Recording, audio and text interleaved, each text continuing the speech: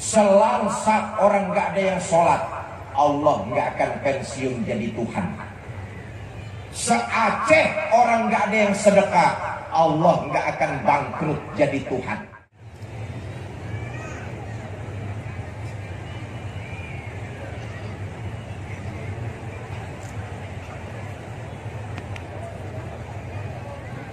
Assalamualaikum warahmatullahi wabarakatuh.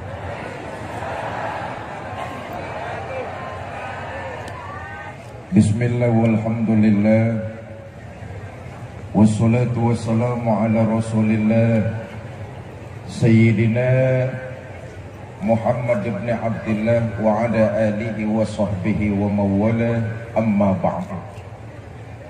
Yang mulia para ulama, para kiai, para tengku, para guru agama, yang saya hormati para tokoh masyarakat, Bapak Wali Kota Langsa, Bapak-bapak pejabat pemerintah baik sipil, TNI maupun Polri, Ibu bapak, saudara-saudara kaum muslimin yang berbahagia.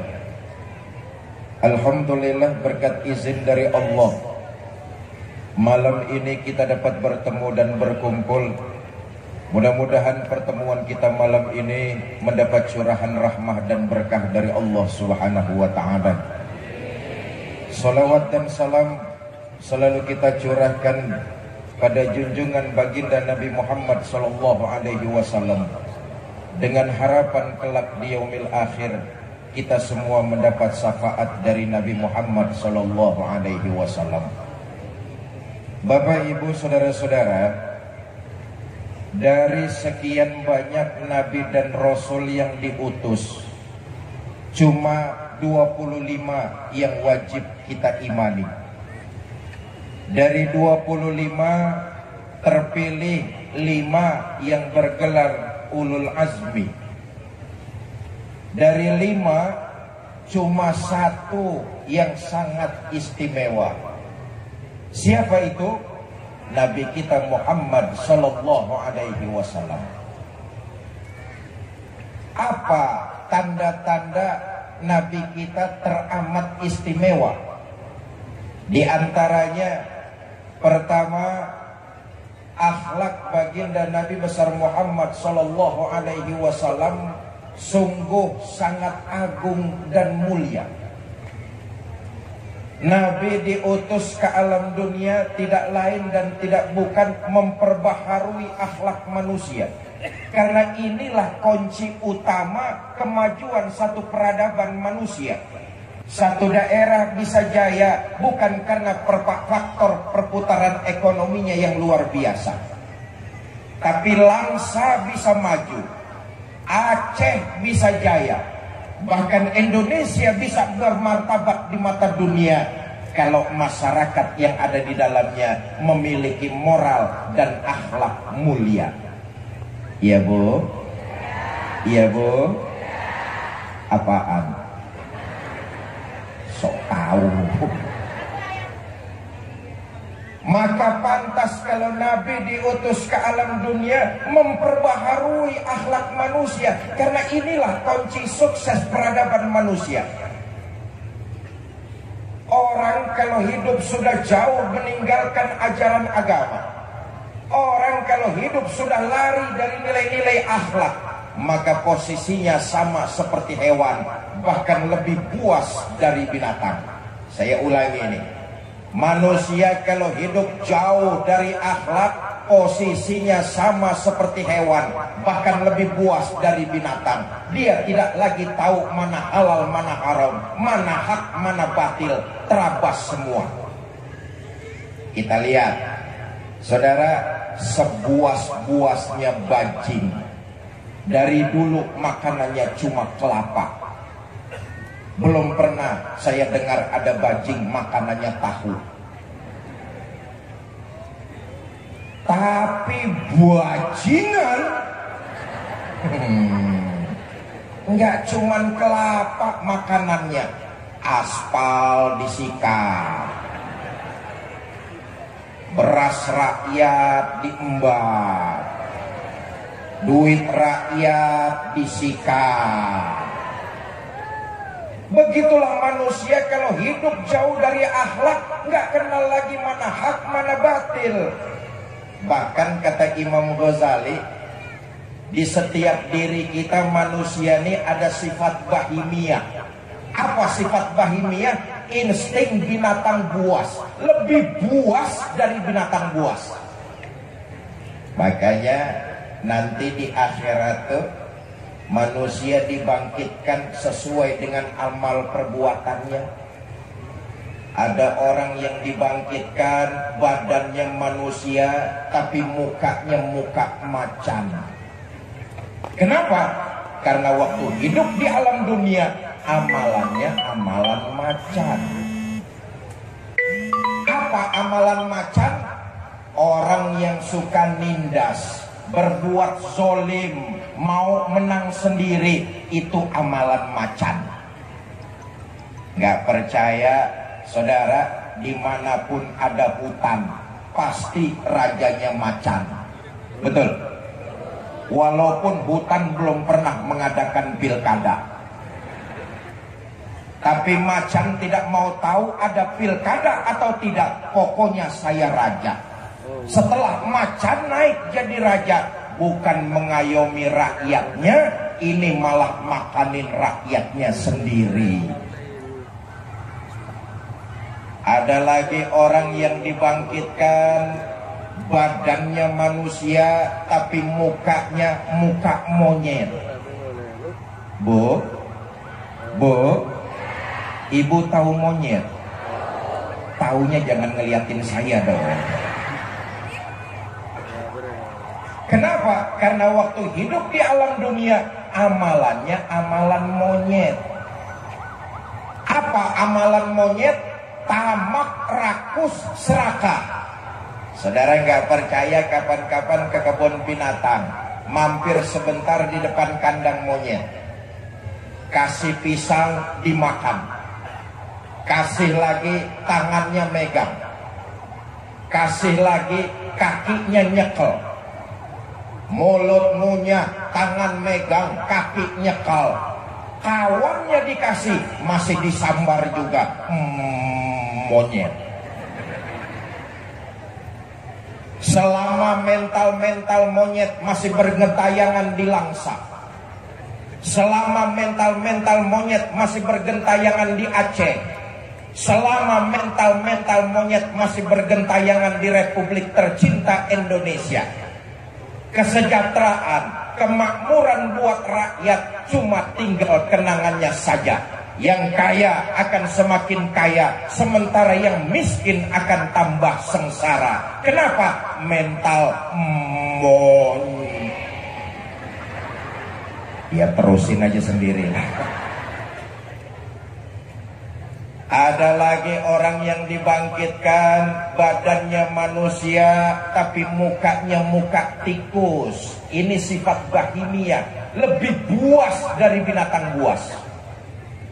Kenapa? Karena waktu hidup di alam dunia amalannya amalan tikus. Apa amalan tikus? Suka menggerogoti barang yang disimpan rapi-rapi. Uang rakyat disimpan di bank, digerogoti. Tikus, tikus. Beras rakyat disimpan rapi-rapi, digerogoti. Tikus. Suami naruh uang di bawah lipetan baju. Ayo ngaku.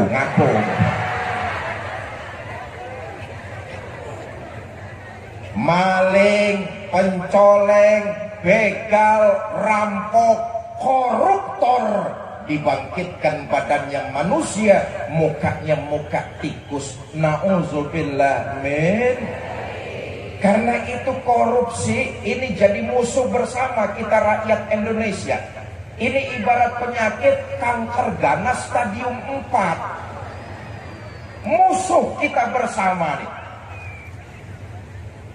Kalau uang rakyat terus-terusan bocor, kapan rakyat bisa mencapai kesejahteraannya? Karena itu musuh kita bersama.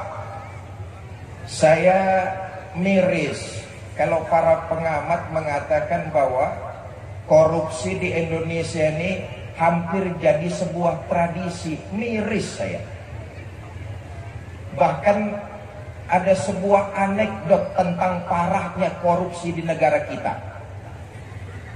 Di akhirat, penduduk sorga sama penghuni neraka musyawarah. Mereka sepakat ingin membangun jembatan yang menghubungi sorga dengan neraka. Apa tujuannya? Pertama, biar mudah silaturahmi. Yang kedua, biar gampang saling mengunjungi. Sepakatlah penduduk sorga dengan penghuni neraka membangun jembatan yang menghubungi keduanya. Walhasil jembatan di neraka selesai lebih dahulu. Sementara yang di sorga, jangankan jembatannya, tiang pancangnya saja belum kepasang. Penghuni neraka jengkel, marah-marah.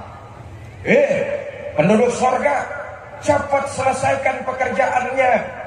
Kita di neraka sudah selesai jembatannya, tinggal nyambung saja. Cepat kerjain. Apa jawab penduduk sorga? Kata penduduk sorga, Bang, bagaimana kami mau mengerjakan?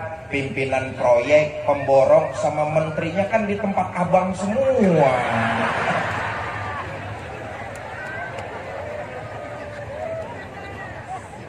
Bapak, Ibu, saudara-saudara kaum muslimin yang saya muliakan, maka keistimewaan baginda kita Nabi besar Muhammad Sallallahu Alaihi Wasallam di antaranya akhlak beliau luar biasa. Maka sebuah kebohongan besar kalau orientalis menyatakan bahwa Islam disebarkan dengan mengangkat pedang pergi ke medan perang. Bohong besar. Islam disebarluaskan dengan akhlakul karimah. Bapak, Ibu, saudara-saudara, Nabi prinsipnya dalam berdakwah itu ana awalun wajibun ma amartum bi. Ini nilai-nilai akhlak nih. Aku orang pertama yang mengerjakan perintah sebelum perintah itu disebarluaskan kepada orang lain. Ini akhlak.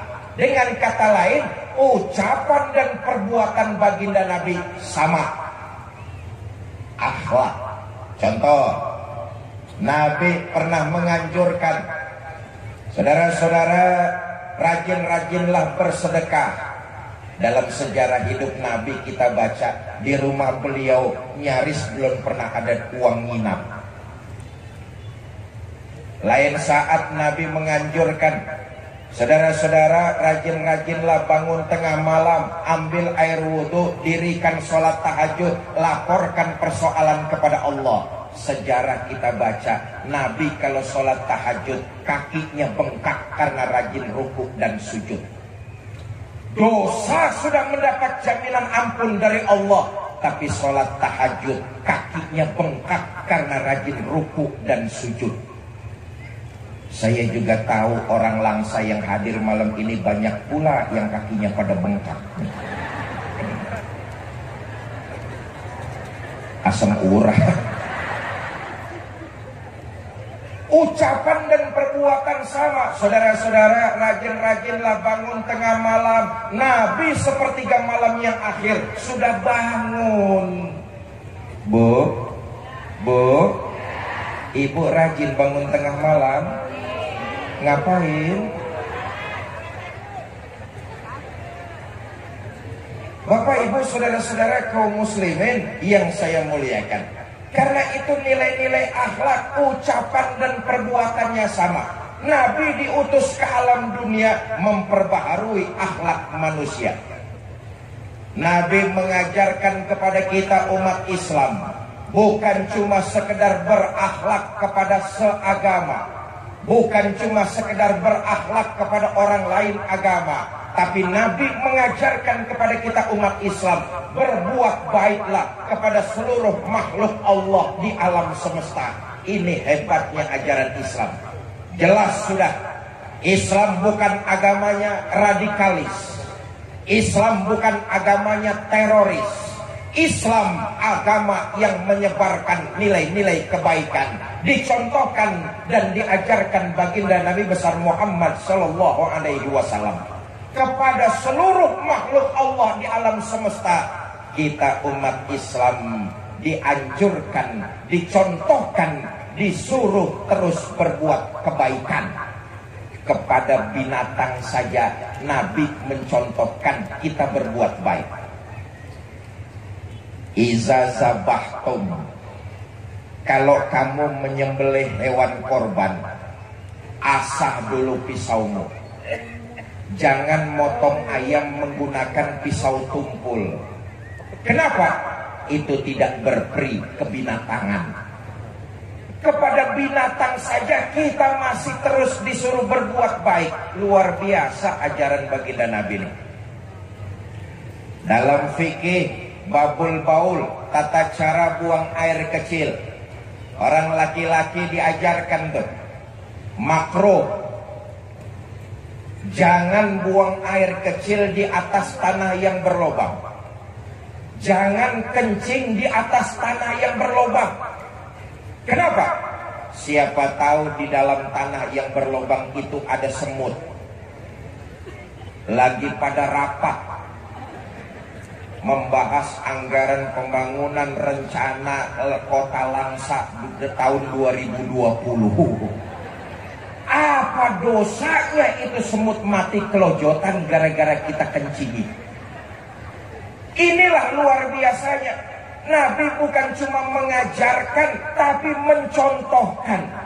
Oh, luar biasa. Perjuangan Nabi menyebarkan risalah Islam ini sungguh sangat luar biasa.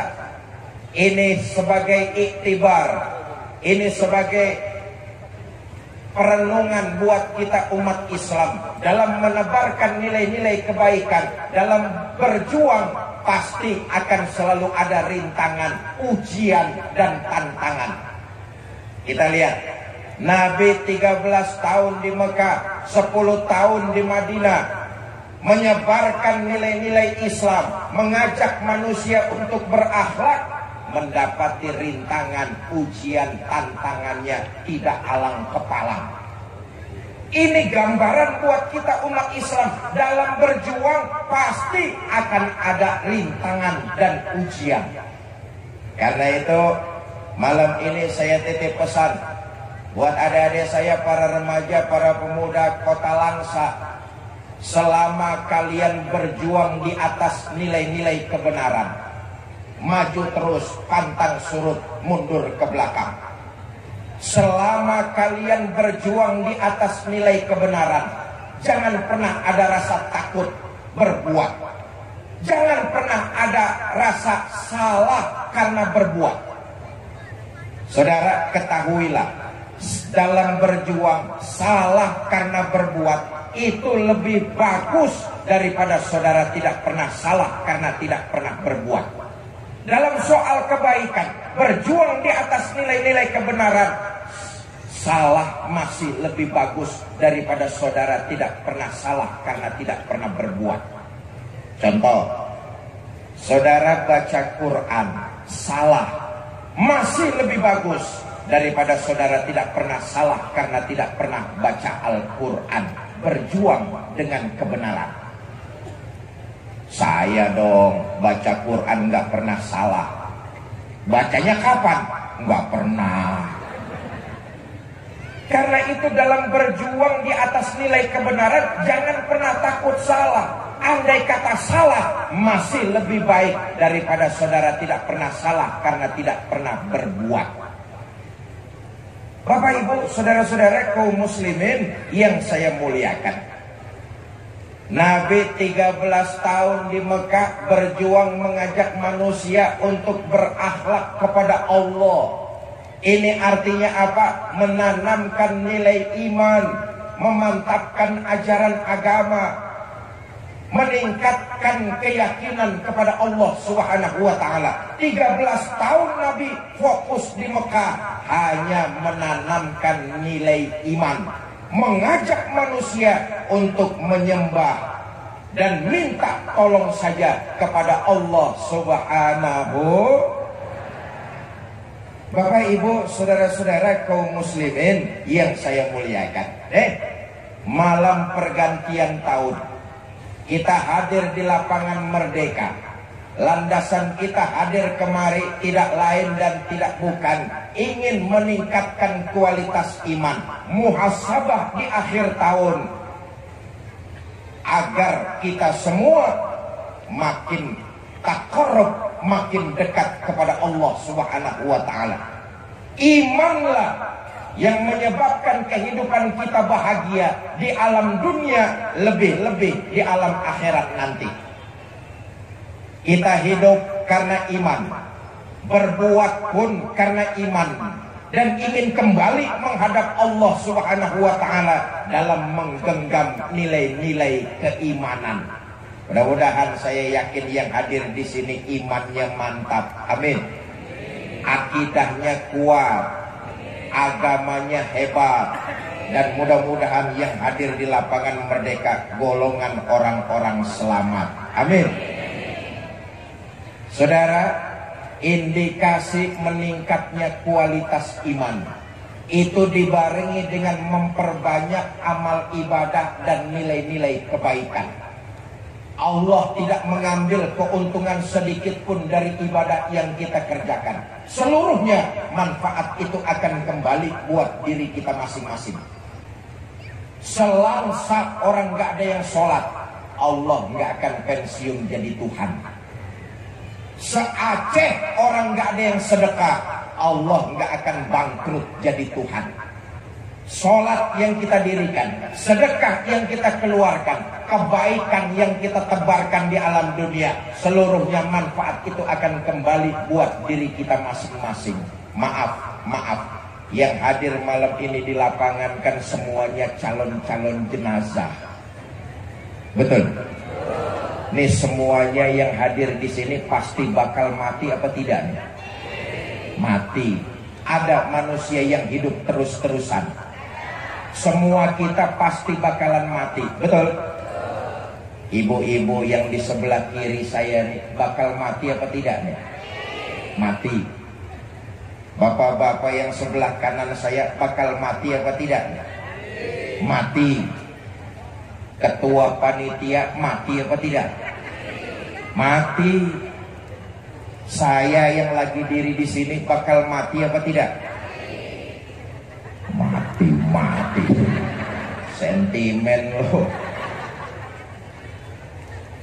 Ketika ajal menjemput, bekal kita tidak lain amal ibadah dan kebaikan yang kita tebar di alam dunia. Itu yang akan kita bawa sebagai bekal menghadap Allah Subhanahu wa taala. In ahsantum li anfusikum wa in asatum falaha. Kalau kamu menanam pohon kebaikan, buah kebaikan akan kamu terima. Kalau kamu menanam pohon kejahatan, buah kejahatan akan kembali buat dirimu juga. Yang menemani perjalanan kita nanti, amal ibadah dan kebaikan. Kata Nabi, nanti waktu jasad kita digotong orang ke kuburan, yang nganter kita cuma 3. Ahluhu wa maluhu wa amaluhu. Keluarga, harta, amal. Nih yang nganterin ke kuburan. Tapi sayang yang 2 pulang. Siapa yang 2? Ahluhu wa maluhu. Keluarga dan harta pulang, nggak mau nemani masuk ke dalam. Pak,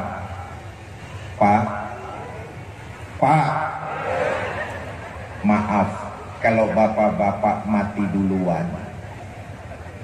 Jangan mengharap istri mau nemani masuk ke dalam.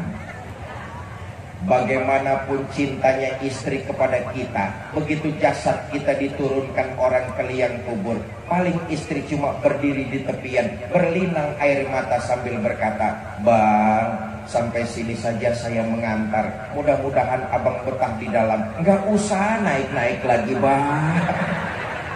Bagaimanapun cintanya, dia nggak mau ikut menemani. Bu. Sekarang sekarang kalau ibu-ibu yang mati duluan, hei, mati duluan. Jangan mengharap suami mau nemani masuk ke dalam. Apa suami nggak sedih ditinggal mati istri? Oh, siapa bilang? Buat kami para suami, istri belahan jiwa, pelipur lara.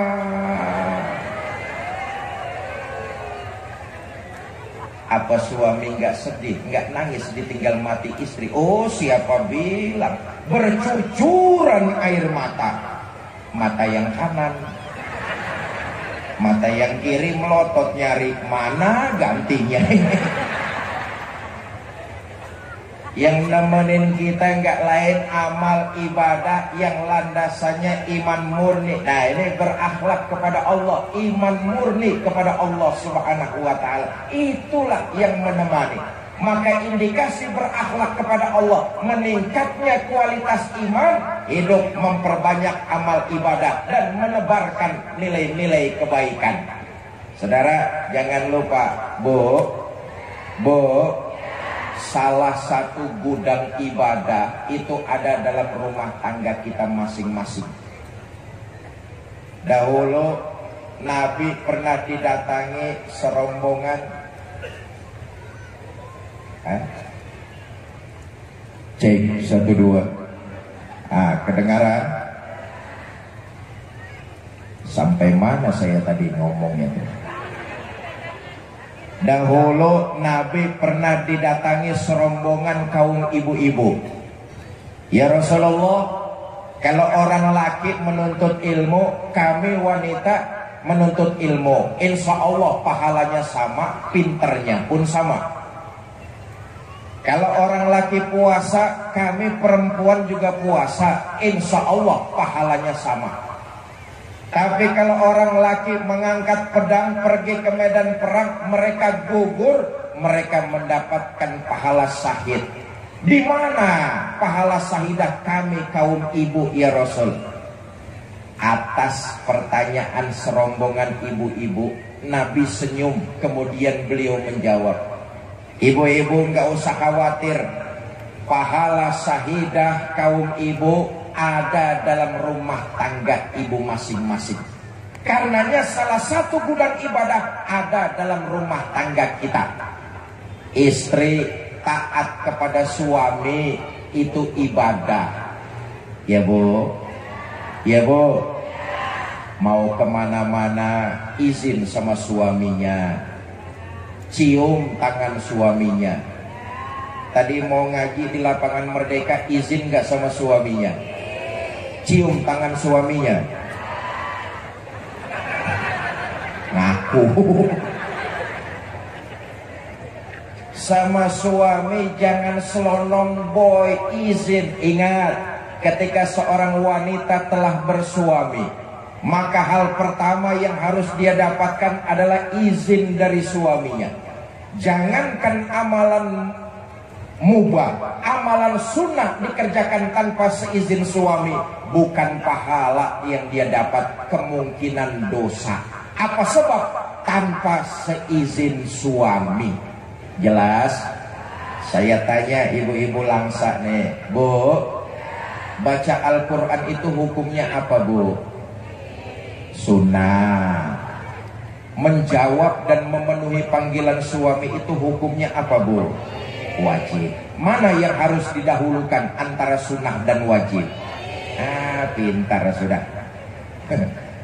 Besok hari libur kerja, habis sholat zuhur ibu baca Quran di rumah. A'udzubillahi minasyaitonirrajim. Suami dari dalam kamar dehem. Ibu tahu maksud deheman suami, tutup Qurannya. Shadaqallahul azim. Insya Allah pahala bacaan Qurannya dapat, pahala memenuhi panggilan suaminya juga dapat. Salah satu gudang ibadah dalam rumah tangga, selama suami tidak melanggar perintah Allah, istri taat kepada suami, ibadah. Jelas? Oh, enak jadi kaum ibu nih. Satu-satunya makhluk yang sudah mendapat jaminan masuk surga dari baginda Nabi, kaum ibu. Bu, ibu sudah dijamin masuk surga. Dijamin masuk surga. Pak, Bapak nggak dijamin. Kasihan. Kata Nabi, ayyuma mra'atin matat wa zawjuha an haratin dakhalatil jannah min ayyi babin. Jika seorang istri meninggal dunia, suaminya ridho dengan apa yang pernah dikerjakan oleh istri, maka si istri disuruh masuk surga, milih lewat pintu mana saja. Enak apa tidak? Ibu mau masuk surga? Ya, yang jawab 30 orang. Ibu mau masuk surga selama suami tidak melanggar perintah Allah, taat dan ridho, itu kuncinya. Jelas? Pak, saya tanya, kira-kira kalau istrinya meninggal dunia, Bapak ridho apa tidak?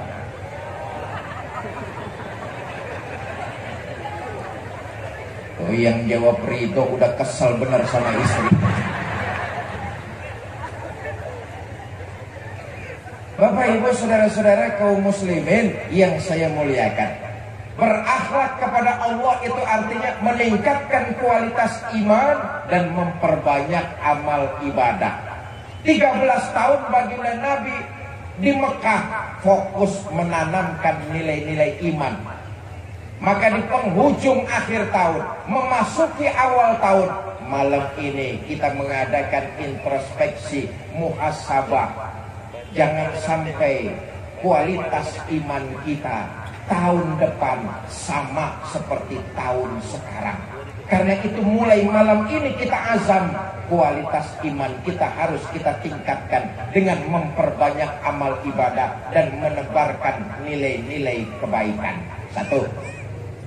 Yang kedua, di antara keistimewaan baginda Nabi Muhammad sallallahu alaihi wasallam, beliau dalam berjuang menyebarkan risalah Islam ini, prinsipnya al-musawwat bainan nas fi takallifil ahkam.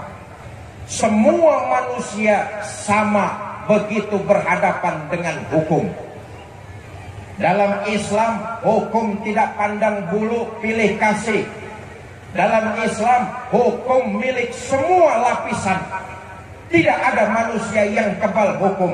Karena itu baginda Nabi 13 tahun di Mekah, 10 tahun di Madinah, berhasil menyebarkan Islam, berjuang untuk mengajak manusia ke jalan yang benar, diterima oleh lapisan masyarakat. Kenapa? Yang kedua, prinsip baginda Nabi dalam berjuang menegakkan Islam, al-musawwat bainan nas fi takallifil ahkam. Seluruh manusia sama ketika berhadapan dengan hukum. Hukum dalam Islam berpijak di atas nilai kebenaran.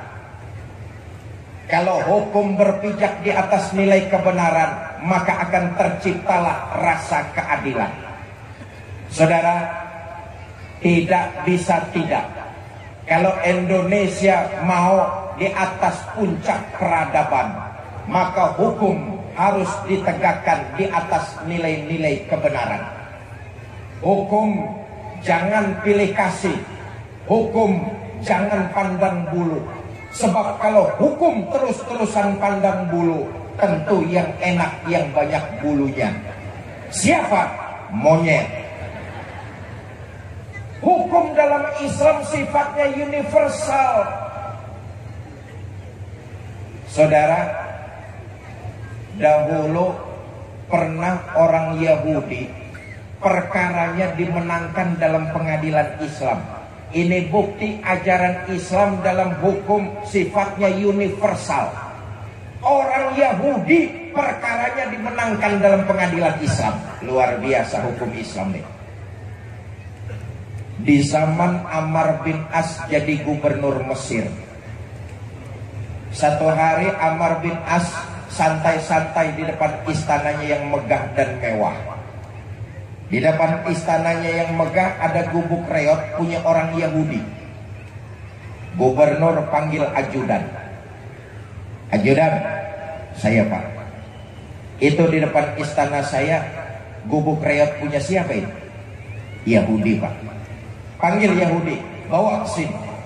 Dipanggil Yahudi, dihadapkan kepada Gubernur Amr bin As. Yahudi, saya Pak Gubernur. Gubuk reot di depan istana saya itu punya kamu ya? Betul Pak Gubernur. Sudahlah, kamu ngomong saja minta berapa, nanti saya bayar.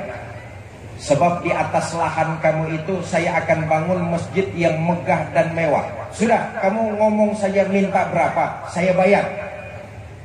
Saya nggak mau jual Pak Gubernur.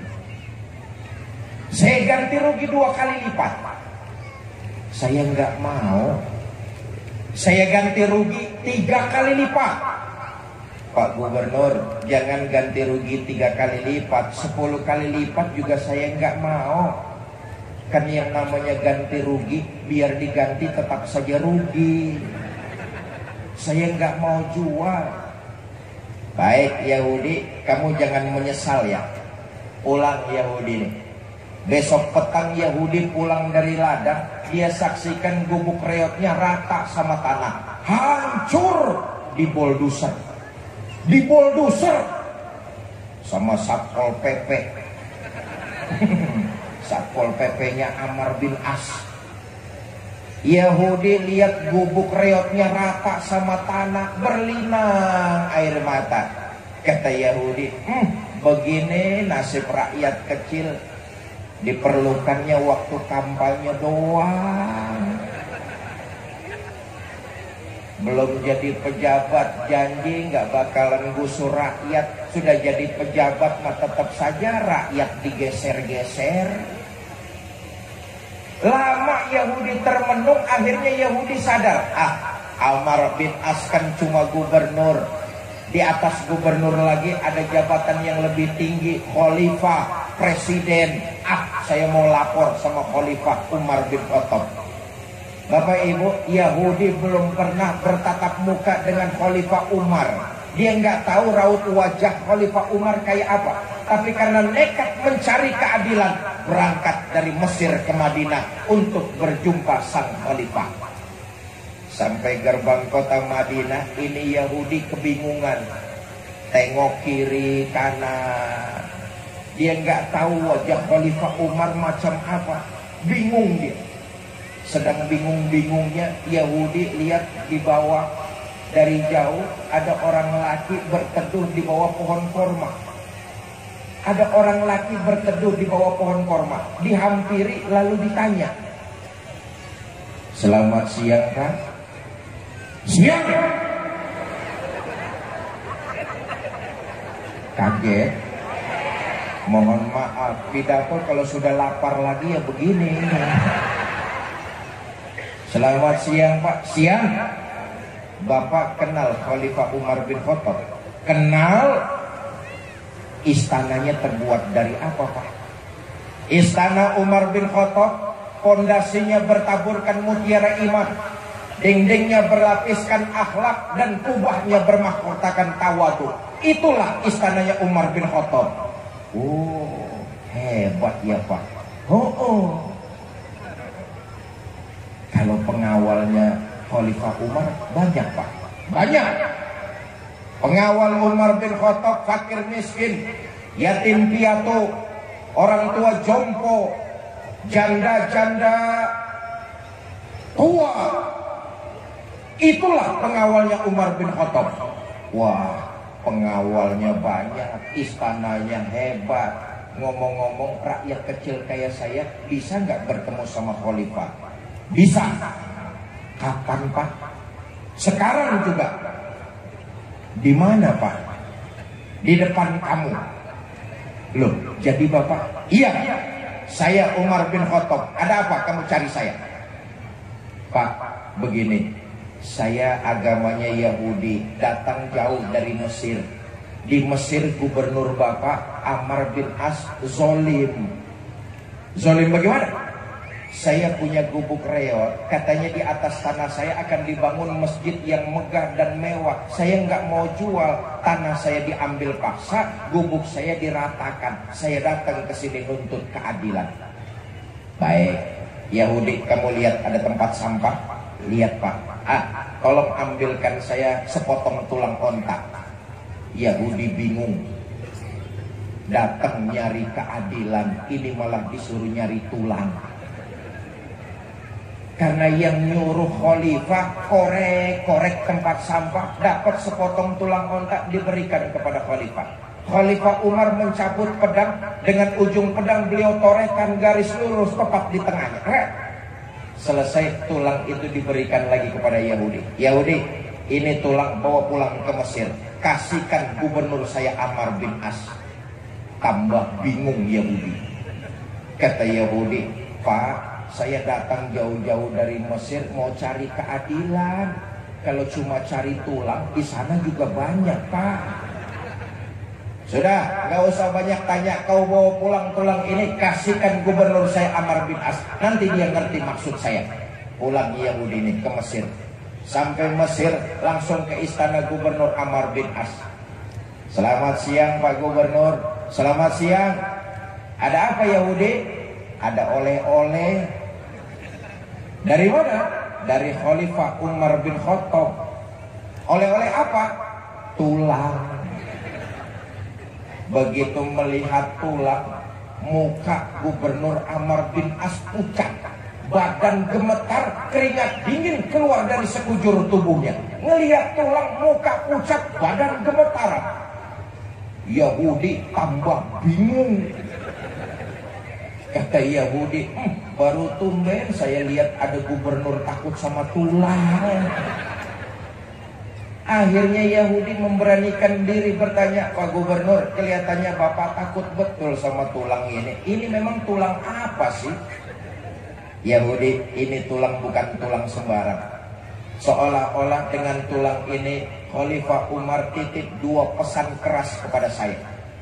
Pertama, seolah-olah Khalifah Umar bin Khattab berkata, Ammar bin As, jangan mentang-mentang sedang diberikan nikmat oleh Allah, kau bertindak zalim. Diberikan nikmat umur panjang, kau gunakan nikmat itu untuk foya-foya mengumpulkan maksiat. Diberikan kau nikmat harta, kau gunakan harta itu untuk foya-foya bermaksiat. Ingat Ammar bin As, satu saat kau akan jadi tulang seperti ini. Oh begitu ya Pak. Iya, kamu sih laporan bos mulu. Kalau yang kedua pesannya apa Pak? Yang kedua, seolah-olah Khalifah Umar berkata, Ammar bin As, kalau sebagai pemimpin kamu tidak sanggup berbuat adil kepada rakyat, nanti pedangku yang akan meluruskan kamu sebagaimana lurusnya garis di tengah tulang ini. Yahudi, ini pesan keras kepada saya. Mulai sekarang proyek pembangunan masjid saya batalkan. Tanah kamu saya berikan kembali. Gubuk kamu yang sudah kadung hancur saya akan dirikan kembali. Yahudi melongo. Kata Yahudi, wah hebat agama Islam. Adil hukum Islam ya Pak ya. Adil matamu soek. Gara-gara sampean proyek saya jadi mampet. Adil agama Islam ya Pak. Walaupun saya orang Yahudi, tapi pengadilan memenangkan saya dalam perkara ini Pak. Terbuka mata batin saya. Mulai sekarang saksikanlah, asyhadu an la ilaha illallah wa asyhadu anna Muhammadar Rasulullah. Yahudi masuk Islam karena hukum dalam Islam berpijak di atas nilai kebenaran, maka akan terciptalah rasa keadilan. Bapak Ibu, saudara-saudara kaum muslimin yang saya muliakan, karenanya dalam muhasabah malam penghujung malam tahun baru, pertama, kualitas iman harus kita tingkatkan kepada Allah Subhanahu wa ta'ala. Karena inilah benteng kita, inilah yang menyebabkan perjalanan kita bahagia dunia, lebih-lebih di akhirat nanti. Yang kedua, memasuki tahun 2020 yang sebentar lagi akan kita masuki, hendaknya kita menjalankan nilai-nilai ajaran agama Islam dengan kafah, dengan sepenuh jiwa, dengan totalitas. Islam diturunkan kepada baginda Nabi Muhammad SAW. Ajaran-ajarannya tidak lain dan tidak bukan ingin memudahkan kita manusia untuk meraih kebahagiaan. Ajaran agama Islam bukan menambah beban atau mempersulit kehidupan manusia. Justru ajaran agama Islam ingin memudahkan hidup kita manusia untuk mendapatkan kebahagiaan dunia dan akhirat. Makanya dalam Islam tuh ada satu kaidah, taklilut takalif, menyedikitkan beban. Ini bukti Islam bukan menambah beban manusia, tapi justru Islam malah mengangkat beban yang sudah ada pada diri kita. Taklilut takalif, menyedikitkan beban. Saudara, kalau kemampuan kita mengerjakan satu ibadah berkurang, otomatis penekanan terhadap ibadah itu ikut menurun. Ini bukti ajaran Islam bukan membebani, justru meringankan hidup kita. Saya ulangi, kalau kemampuan kita mengerjakan ibadah berkurang, maka otomatis penekanannya ikut menurun. Contoh, sholat wajib berdiri. Sholat wajib nggak berdiri? Wajib nggak berdiri? Wajib. Pak, saya sholat kalau berdirinya terlalu lama, dengkul saya gemetaran, Pak. Boleh nggak saya sholat sambil duduk? Boleh. Kenapa? Kemampuan berkurang, penekanannya ikut menurun. Inilah bukti bahwa Islam memudahkan, bukan menambah kesulitan hidup manusia.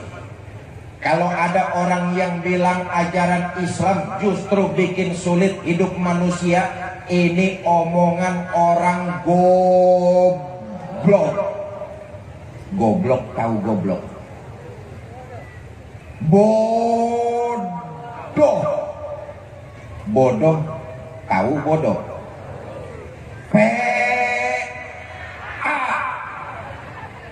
PA, tahu PA? Orang PA minum es ditiup, PA. Ajaran Islam tidak ada yang mempersulit, justru memudahkan. Taklilut takalif, kemampuan berkurang, penekanannya ikut menurun. Pak, saya sholat kalau duduknya terlalu lama, pantat saya ambeien, Pak. Boleh nggak saya sholat sambil berbaring? Boleh. Kenapa? Kemampuan berkurang, penekanannya ikut menurun. Pak, saya sholat kalau berbaringnya terlalu lama, pinggang encok, Pak. Boleh nggak saya sholat pakai isyarat? Boleh. Luar biasa. Mana yang berat ajaran Islam? Semuanya memudahkan kita manusia. Sholat wajib berdiri. Kalau nggak mampu, boleh duduk. Kalau nggak mampu, boleh berbaring. Kalau nggak mampu, boleh pakai isyarat. Kalau pakai isyarat masih nggak mampu, cepat-cepat bawa ke masjid, kita sholatkan rame-rame, sudah. Innalillahi wa inna ilaihi. Tidak ada ajaran Islam yang memberatkan, justru memudahkan agar kita cepat sampai kepada kebahagiaan. Dahulu ada orang laki tergopoh-legopoh lapor kepada baginda Nabi. Halaktu ya Rasulullah, celaka saya ya Rasul. Kata Nabi, celaka kenapa? Ngano, siang-siang bulan puasa saya sama istri nggak kuat, terpaksa saya nyelonong. Rupanya pengantin baru, tegangannya tinggi, syahwatnya besar. Tapi bagus melanggar perintah, jujur sama baginda Nabi. Maafkan saya ya Rasul, siang-siang bulan puasa saya sama istri gak kuat, terpaksa saya nyelonong. Kata Nabi, nyelonong bagaimana? Nyelonong, ya nyelonong. Ya sudah, kalau kamu melanggar perintah, bayar denda. Ini konteksnya kemampuan berkurang nih. Ajaran Islam sungguh sangat mudah. Kalau kamu melanggar perintah, bayar denda. Apa dendanya ya Rasul? Merdekakan budak. Saya nggak punya budak ya Rasul. Nggak punya? Nggak punya. Yang kedua lah, kamu harus puasa 2 bulan berturut-turut, mutatabi'ain. Nggak boleh diselang-seling. Ini kifarat. Puasa 2 bulan berturut-turut, jangan diselang-seling. Sanggup? Nggak sanggup ya Rasul. Jangan puasa 2 bulan. Yang sebulan aja saya nyelonong. Bagaimana 2 bulan bisa 2 kali nyelonong saya ini? Kalau nggak sanggup, yang ketiga lah, kasih makan 60 fakir miskin, 1 orang 1 mud, takarannya sampai kenyang. Kasih makan 60 fakir miskin sampai mereka kenyang. Sanggup? Nggak sanggup ya Rasul. Jangan ngasih makan 60 orang. Di rumah istri saya sehari masak, 3 hari libur. Nabi masuk ke dalam kamar, nggak lama keluar bawa sekeranjang korma. Kata baginda Nabi, ini korma bawa pulang, nanti sedekahkan sama orang yang paling miskin di kampungmu. Ya Rasulullah, apalagi di kampung saya orang yang paling miskin ya saya. Apes bener nih orang. Marah Nabi, enggak. Beliau senyum, lalu beliau berkata, ya sudah, bawa pulang korma itu, kasih makan anak istrimu. Lihat, melanggar perintah, kemampuan mengerjakan ibadahnya berkurang, bukan denda yang dia dapat. Sekeranjang korma sedekah dari Nabi kita Muhammad Sallallahu Alaihi Wasallam. Karena itu kalau ada orang yang bilang ajaran syariat agama Islam justru membebani, saya katakan sekali lagi, ini omongan orang bodoh. Syariat Islam bukan membebani, justru mengangkat beban yang ada pada diri manusia dan mempercepat kita agar mendapat kebahagiaan, bahagia dunia, lebih-lebih bahagia akhirat nanti. Karena itu jalankan ajaran agama dengan kafah, totalitas, sepenuh jiwa. Kenapa? Kita mengharap ridho dari Allah Subhanahu wa ta'ala. Mudah-mudahan yang hadir di lapangan Merdeka malam ini ditingkatkan kualitas iman kepada Allah Subhanahu wa ta'ala.